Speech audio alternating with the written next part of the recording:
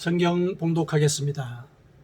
사무엘상 30장 21절에서 26절까지입니다.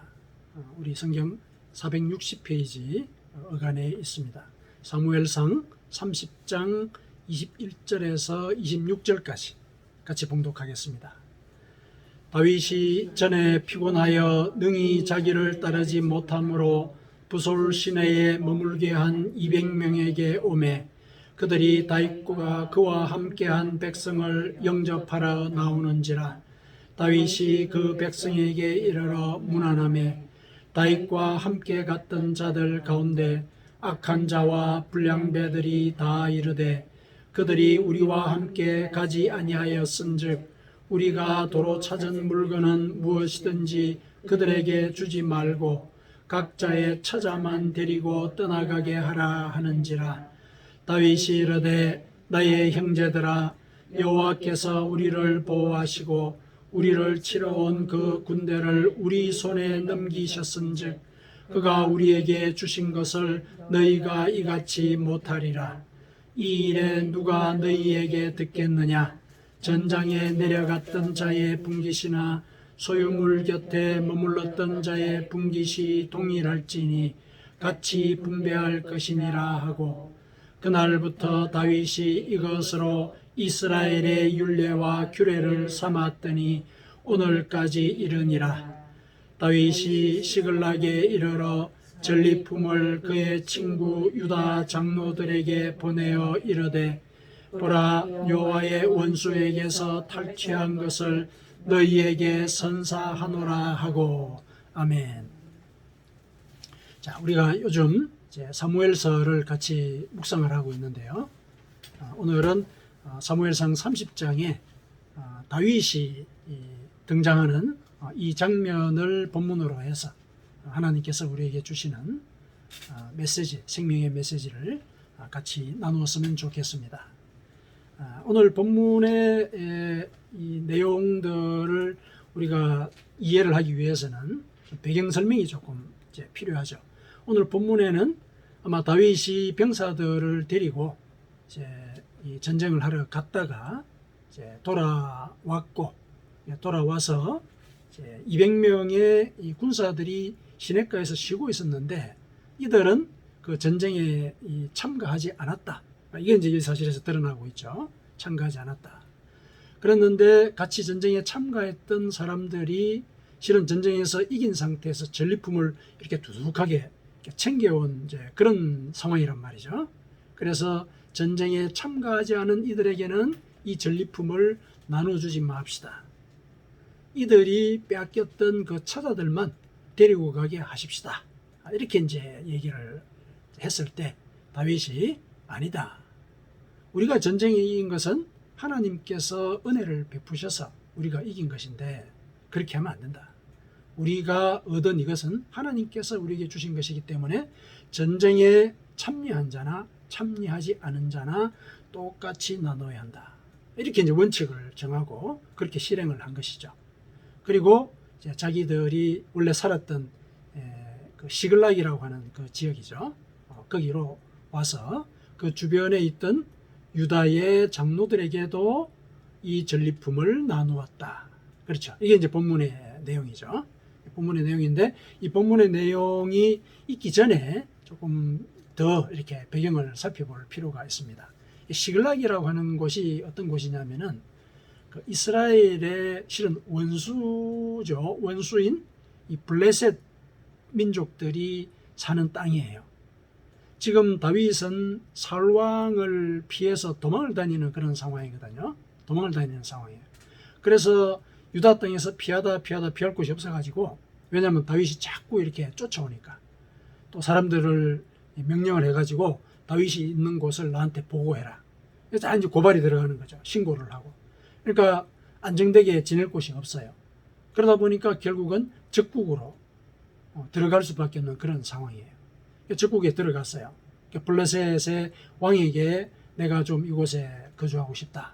이렇게 얘기를 하니까 그 블레셋의 왕이 아기스라고 하는 사람인데 그 사람이 가만히 생각해 보니까 자기의 이익이 되겠거든요.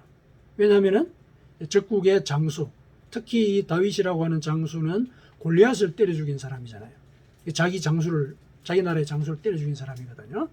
그러니까 이를 이렇게 자기가 데리고 있다라고 하는 것은 이 볼모로 잡고 있는 거예요. 이스라엘 사람들하고 계속 전쟁을 치르는 과정에 다윗이 그 전쟁에 참여하지 못하도록 볼모로 잡아놓을 수 있는 그런 계기이거든요.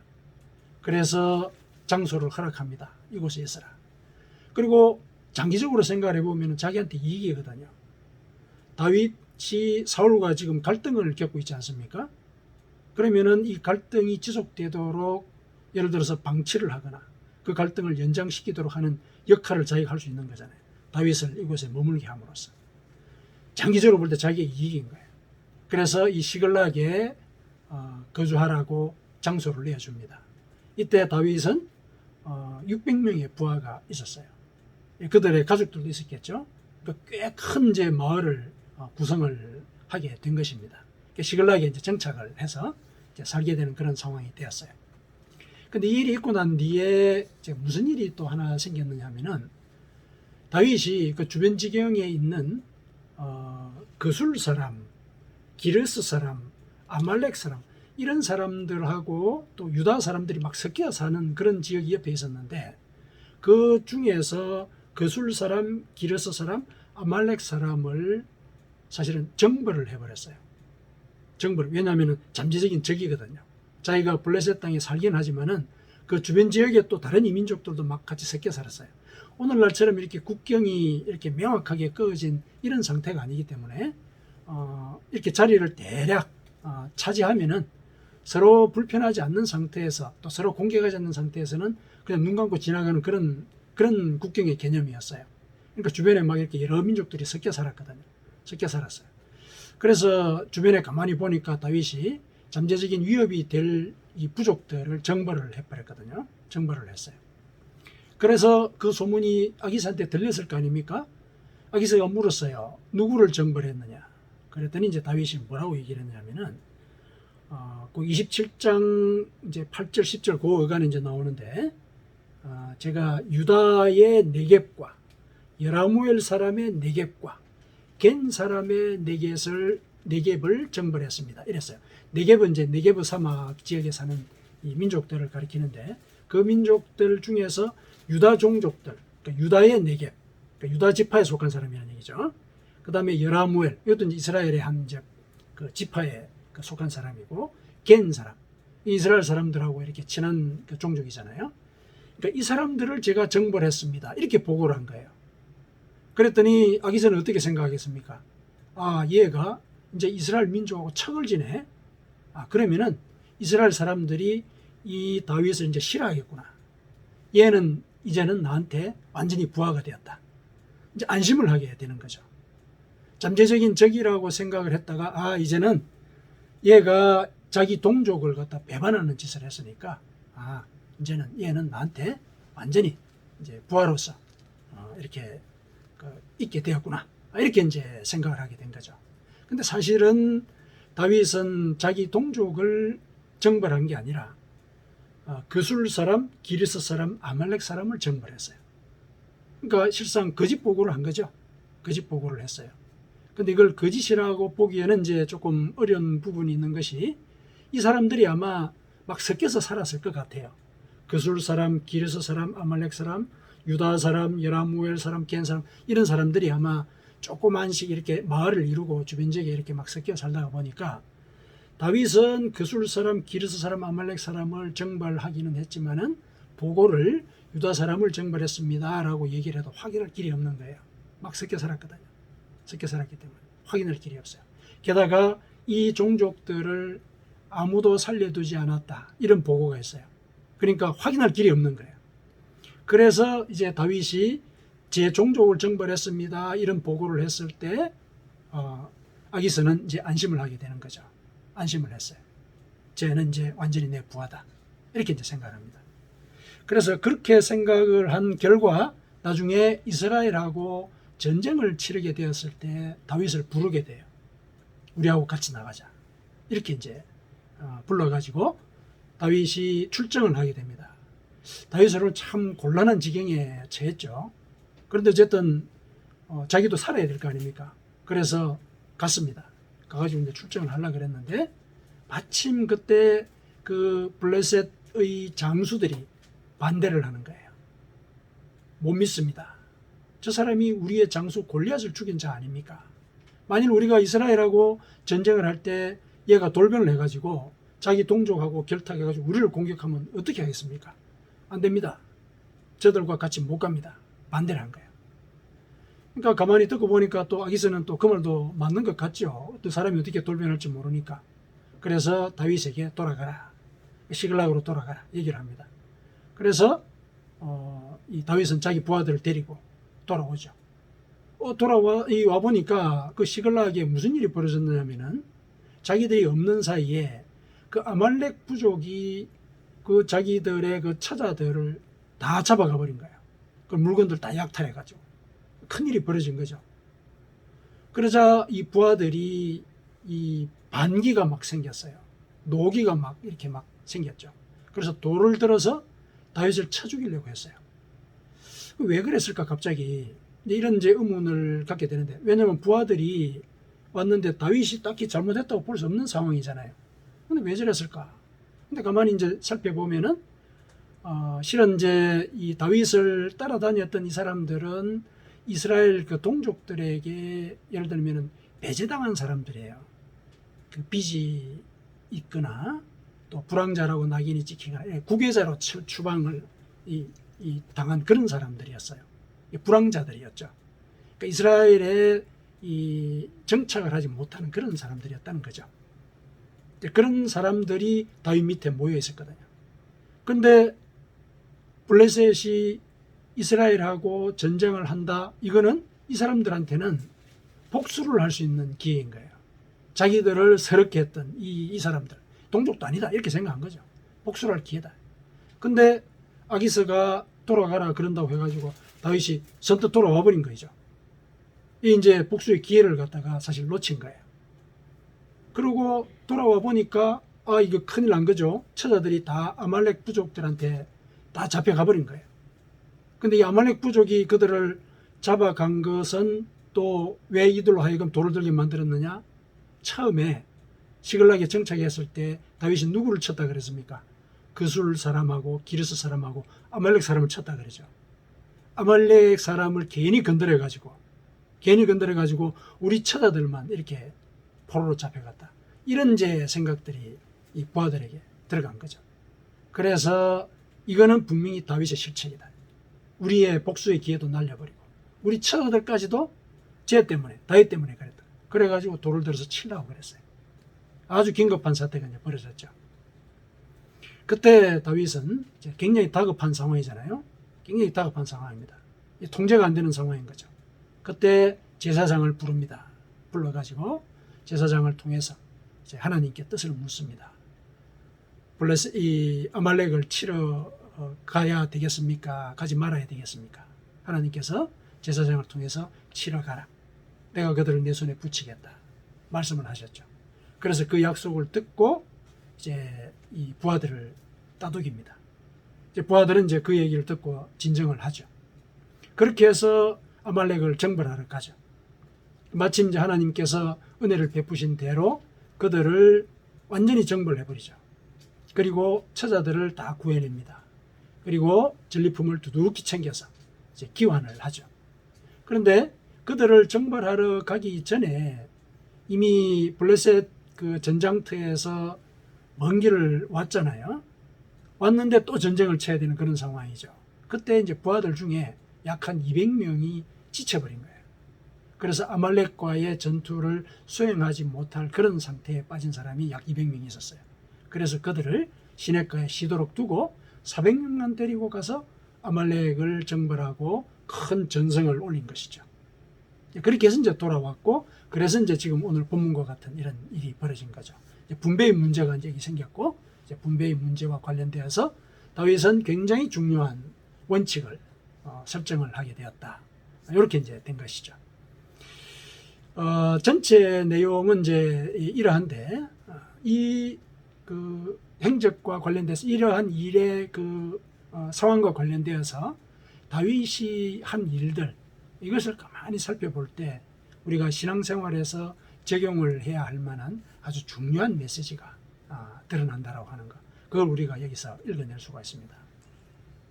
제일 먼저 했던 일이 다윗이 그 주변 지경의 거술 민족, 기르스 민족, 아말렉 부족을 정벌했다 그랬죠. 정벌했다. 이들은 하나님께서 가나안 땅에서 몰아내라고 했던 그 이민족들이에요. 몰아내라고 했던 이민족. 그런데 조상들이 다 몰아내지 못한 거죠. 다 몰아내지 못한 거예요. 그런데 그들을 다윗이 몰아낸 것이죠. 물론 그 민족 전체를 다 몰아내지는 못했어요. 왜냐하면 다 이렇게 막 흩어져 살고 그랬기 때문에. 그런데 자기 주변에 있던 그 이민족들은 몰아냈다는 것이죠. 그러나 그 일부이기는 하더라도 다윗은 실상 하나님께서 명령하셨던 일을 실행을 한 것이죠. 하나님께서 말씀하셨던 그것을 조상들이 하지 못했던 그 일을 다윗은 했던 것이죠. 이거는 자기가 스스로 물론 이제 우리 성경 본문에서는 다윗이 자기가 왕이라는 사실을 인식하고 있었는지 없었는지는 알 수는 없지만은 실질적으로는 왕으로서 자기 주변의 영토를 개척해 나가는 과정에 하나님의 말씀을 수행한 것으로 우리가 이해를 할 수 있는 부분이죠.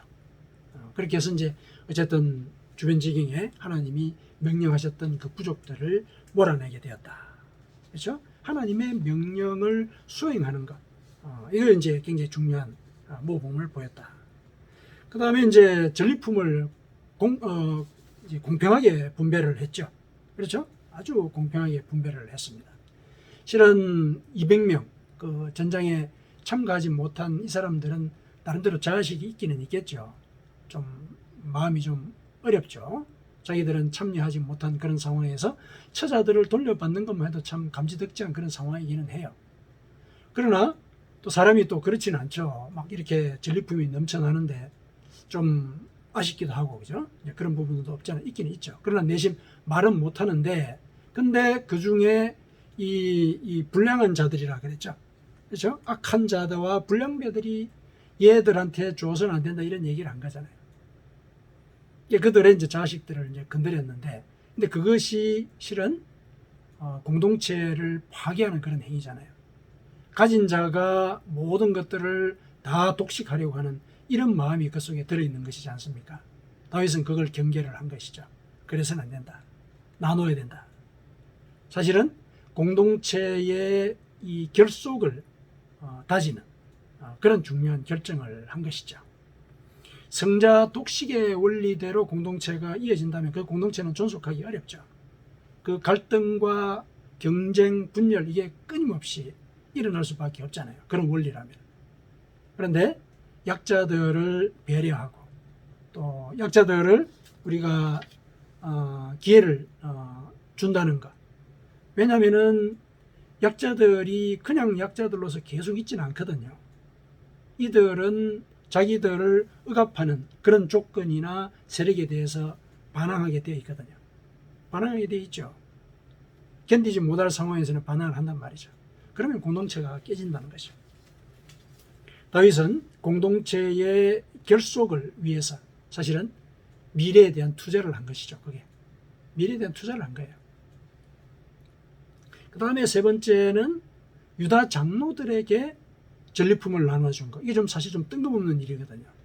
자기는 블레셋 이 적국에 실은 피신해 있고 적국의 비호를 받고 있는 그런 상황이잖아요. 또 어떤 면에서 보면은 유다 사람들이 볼 때 좀 뜨아하다. 응? 같은 부족인데 왜 적국에 들어가서 저럴까? 그래도 같은 동족이면 우리한테 와가지고 좀 어떻게 길을 찾아보지 않고 이제 사정 모르는 사람들은 그렇게 생각을 하겠죠. 일반적으로는 이제 그렇게 생각할 가능성이 크죠. 이제 그런 상황인데 다윗이 또 평소에 친하게 지내던 자기 그 부족의 친구들, 그 장로들에게 선물을 합니다. 그러면서 26절에 뭐라 그러냐면은 여호와의 원수에게서 탈취한 겁니다. 이런 얘기를 하면서 나눠줘요. 굉장히 중요한 지적이에요. 내가 지금 비록 적국에 몸은 들어와 있지만은 내가 하나님을 섬기는 이 믿음, 이 공감대, 당신과의 이 그 신앙의 공감대, 이거 놓치고 있는 거 아닙니다. 이거 사실 알려준 거죠. 내가 몸은 지금 여기 피신해 있지만은 제가 배신한 게 아니에요. 그 얘기를 알려준 거거든요. 알려줬어요. 확인을 시킨 겁니다. 이거는 나중에 어떤 이 결실로 돌아오느냐 하면은 사울이 죽게 되잖아요. 죽게 되고 사울이 죽으니까 이제는 그 다윗이 적국에 더 이상 있을 필요가 없잖아요. 그래서 유다 땅 헤브론으로 이제 본거지를 옮깁니다.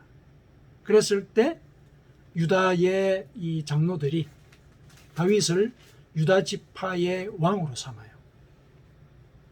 이런 이제 평상시에 이런 그 친분을 쌓아놓은 것, 그리고 내가 믿음을 버린 것이 아니다. 우리는 한 분 하나님을 섬기는 같은 동족이다.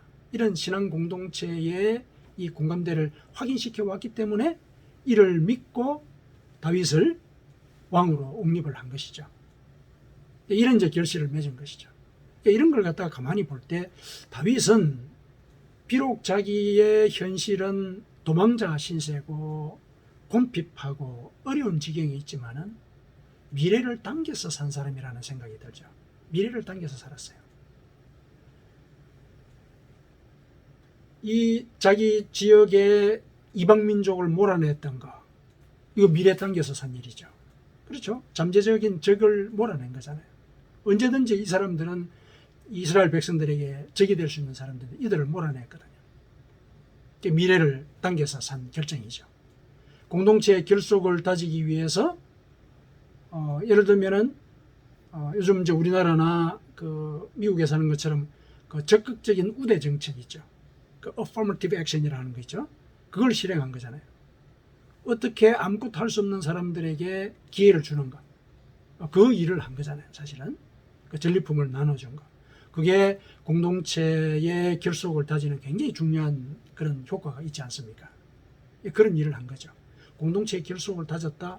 이거는 미래에 대한 투자죠, 분명히. 그리고 신앙의 어떤 그 공동체라는 사실을 확인시킴으로 해가지고 자기가 나중에 유다의 왕이 되고 결국에는 이스라엘 전체의 왕이 되는 그 토대를 만들어 놨던 것. 다윗은 미래를 포괄하는 그런 사고를 할 줄 아는 그런 사람이다. 이런 사람은 현재의 고난 속에서도 미래를 당겨서 사는 그런 이런 사람이라는 거. 그걸 이제 우리가 이 다윗의 행적에서 읽어낼 수가 있죠. 현재에서 미래를 당겨서 사는 것.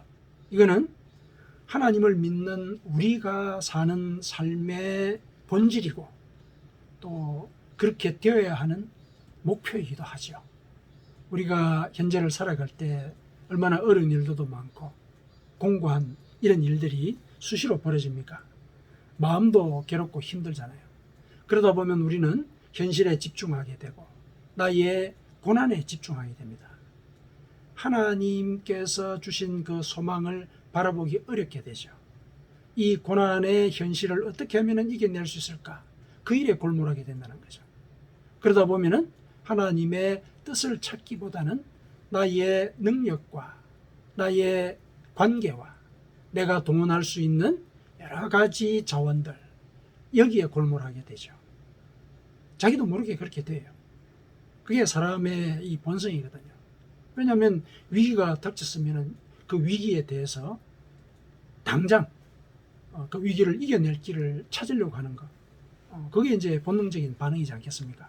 사람들이 다 그렇단 말이죠, 기본적으로. 그러나 신앙이라고 하는 것은 그와 같은 본능을 이기도록 훈련시키는 그런 힘이 신앙 속에 있지 않습니까? 그래서 우리는 실은 현재가 아무리 힘겹고 어렵다 하더라도 미래를 볼 수 있는 그런 여유와 눈을 갖도록 해야 되는 것이죠. 다윗이 보여줬던 그와 같은 행적 속에 다윗은 미래를 바라봤던 그 시각의 결실을 우리에게 확인시켜 주었거든요. 이런 결실을 우리 삶 속에서 우리는 이어나가야 하는 것이죠. 그러면은 우리가 신앙생활을 하는 데 있어서 미래를 당겨서 산다는 것, 그것이 어떤 의미가 있는 것인가? 다윗의 행적과 관련되어서 우리는 그 의미를 한번 살펴보십시다. 미래를 당겨서 산다는 것 여러 가지 사례나 이유들이 있지 않겠습니까?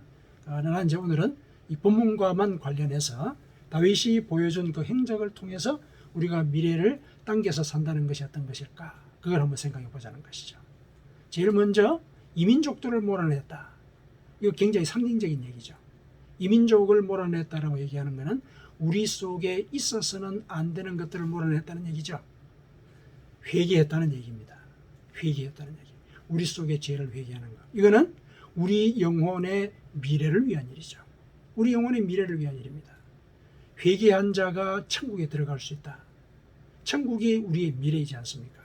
회개할 때 우리는 천국을 이 땅에서 당겨서 살 수가 있는 것이죠. 그거는 예수님께서 약속하신 일이지 않습니까? 회개를 해야 된다. 이민족에 대해서 왜 이들을 죄를 상징하는 것으로 얘기하느냐? 성경에서 누누이 얘기하고 있죠.